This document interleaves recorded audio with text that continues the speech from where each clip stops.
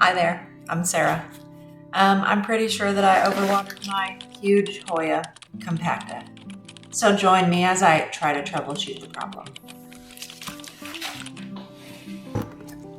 So this isn't a self-watering container, but I don't leave it with water in the bottom because I found that this Hoya does not like to sit in water. So I usually will water it and then let it drain and then put it back in the cash pot, which probably means the roots aren't taking up the water. So let's take this out and just see what's going on. I hope you guys are doing good today. If you have something plant chores to do, join me as we talk a little bit. I bought this Hoya Compacta. I think I bought it in like 2024, maybe really early 2024, and it bloomed for me. It's bloomed for me 3 times. Never like more than like 2 blooms at a time. But losing this plant would make me so sad because it has just been so beautiful. So here's a leaf. It's not mushy, but definitely it's not happy. I do see some pretty stringy roots. And this is what has made me worry. See that there's some wrinkling on the root, on the leaves. And the substrate is just like falling. The great thing about this is I have not ever had mealybugs on this plant. That's what these guys are notorious for mealybugs. I had a really large, for a variegated Hoya Compacta, it was really large, and it got mealybugs, and it just never recovered. Yeah, this substrate is really wet. It needs to dry out. That's what's wrong. I actually took it out to let it dry out at one point, and I guess it just didn't really dry out. I think I might put it in a smaller container to let the roots kind of get snug. Let's see. So you can see the roots.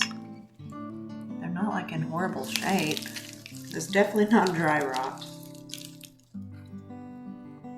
But yeah, they are. The sheath is pulling away from the roots. I think what I would rather do is just not do anything to it. I don't really want to take this apart and shock it. So I think what I'm going to do is just put it in a smaller container and maybe get some humidity going. It better not have root mealies. That would make me really sad. I found root mealies on my Papasconii mama plant. And it's full. It has, I believe it has 6 seed pods right now. And if I lose that plant, I'm going to be so sad. But you know what? Plants die. So that happens. It's okay. Yeah. I'm tempted to put this outside and let it dry out. But I don't want bugs to take it over, because Hoya Compactas are so difficult to get the bugs out because there's so many crevices. Okay. I removed a lot of substrate, and thankfully I do not see any root mealies. That makes me very happy.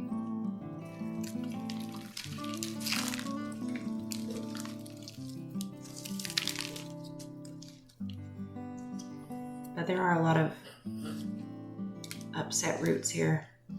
I don't really want to restart this plant. That's not something I want to do. You see those? Yeah. I have found that my Hoyas really do bounce back pretty well. Yeah, I'm just not gonna. Let me show you how much substrate I knocked off of that. That's a lot. It's a lot of substrate. So Oh, you see my sweater vest? It's a Bug's Life. I got it from Box Lunch. They had a sale.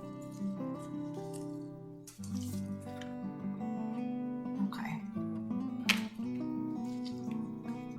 So I'm gonna get a planter. My glasses are falling. These are blue light glasses with prisms. I've been getting a lot of migraines, and so working on the computer for work has been really difficult. And editing videos has been very difficult. So I need to keep these on to help my eyes. Okay, so I'm gonna leave this here and I'm gonna go get another planter because I think this is just too big. So I went ahead and put the plant in one of the original, probably the original size planter that it would have came in. It's like a Costa Farms brown plastic hanging pot with the hanger removed, and then I also removed the dish on the bottom. You just twist and you pop it off. And then I have a vintage planter that I actually got from my aunt's house years ago. I don't know if you can see. It is that. It is chipped, but you can't even tell with this plant draping over the edge. And so I'm going to keep an eye on this guy. Hopefully it bounces back and it dries out a little bit. I do think that I probably watered it and left it sitting in the water, and it does not like that. Mine likes to dry out all the way. So let me show you you see all these very wrinkly leaves? So yeah, hopefully it bounces back, but if it doesn't, that's okay. So 4 days later, the leaves are still very wrinkly. I know it's not going to bounce back that quickly, but this is one of my prize Hoyas. It's full of peduncles. It's bloomed for me about 3 times. It's very lush, but the wrinkling is pretty spread all over the plant. There hasn't been any like leaf drops though. Like I haven't had the leaves yellow and fall off, so maybe that's a good sign. I wanted to check the moisture. It still feels damp to me, and the chopstick, yeah, it's still damp. So I'm just going to give it a few more days to dry out. What would you guys do if you were in my position? Would you restart the plant, or would you be patient and wait? I wanted to go outside and look at what is going right, and my garden is looking pretty nice, and seeing the bees and the butterflies is always fun. This is a plant I wanted to tell you all about. This is an heirloom variety, Aunt Molly's ground cherry. I have it growing in the garden, and it makes these little berries. It's related to the tomatillo and the tomato plant. It's a nightshade vegetable, and it's sweet like a berry, and I had seen them at Trader Joe's last year, and so I thought I'm going to try to grow those. This is Almond Verbena, and the flower looks so inconspicuous, but it smells amazing, and it's a drought tolerant plant. I know I've talked about it before on my channel, but it's a really nice shrub. And this is Cuban Oregano. Not only is it a beautiful plant, it's pretty tasty. It has very thick succulent leaves, and it has like these little tiny purple flowers. When it flowers, it's really cute.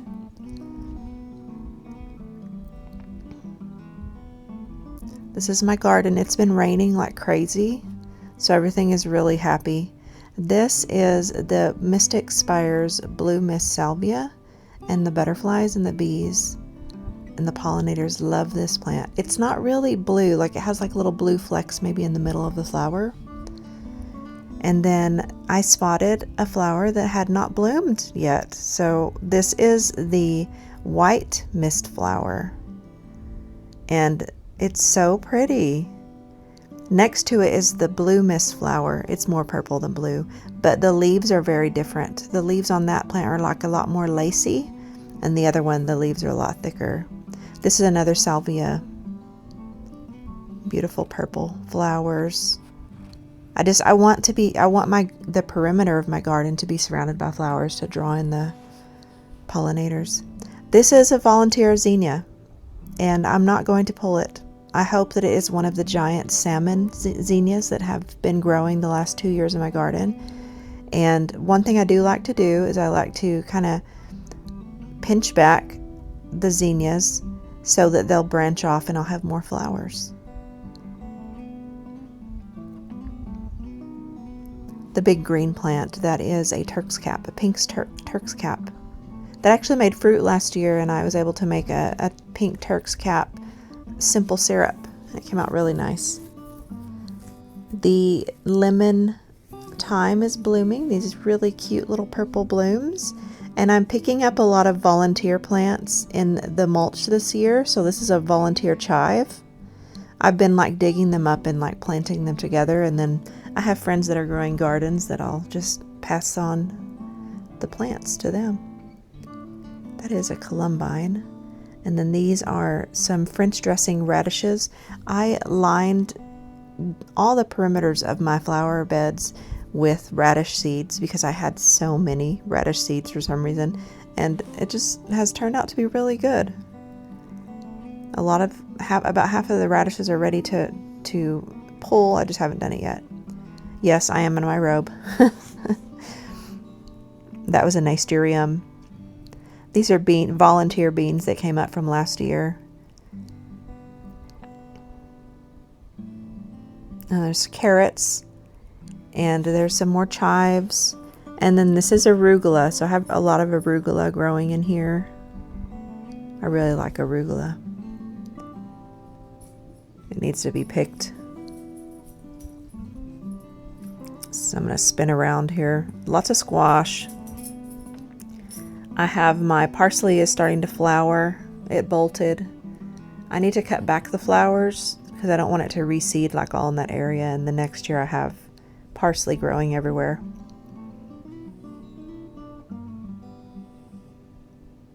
What else do I want to show y'all? Oh yes, I wanted to show you my poblano peppers.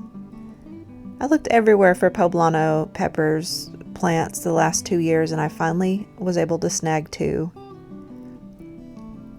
Last year we had so many different kinds of peppers, and this year I only have 2 kinds of peppers, so kind of cut back on that. And that's all I wanted to show on my outside garden. I really wanted to show y'all that Aunt Molly's ground cherry. I hope you enjoyed this, and I hope you were able to do some of the plant chores of your own.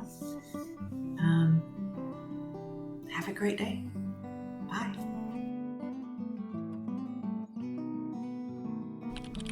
And enjoy all the planty things, y'all. Thanks for watching.